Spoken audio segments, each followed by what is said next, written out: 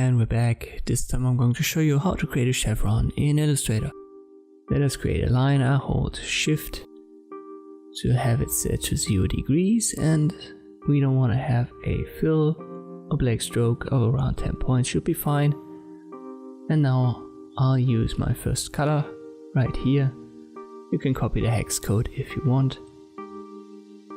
I'll just copy it and then I'll paste it on the stroke of my line. Afterwards I'll hold Alt and I drag a copy out of the first line that I've created.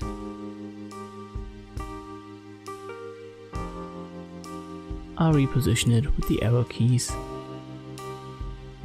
just like so. And now I'll use the second color that I've chosen. Once again, you can copy the hex code if you want to use the same colors. I'll copy paste it on my stroke of the second line.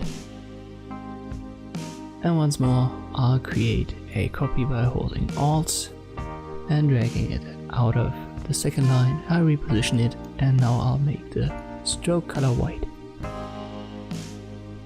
So I've got 3 strokes or 3 lines with only a stroke. I'll select them all and then I'll go to Effect, Distort and Transform and Zigzag. Make sure Preview is checked and then you can change the size of these zigzags. You can use relative, so percentage or absolute in pixel. You can make it smooth. I want to keep the corners, and you can decide how many ridges per segment you want to have.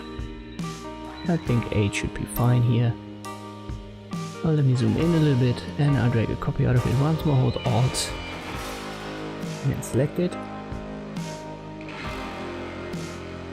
Oh, that wasn't perfect. Let me undo this. Ctrl Z and once more drag a copy out of it. And that's fine. Now I'll only have to press Ctrl D to create more and more copies. And you've got your basic chevron done. You can obviously resize it.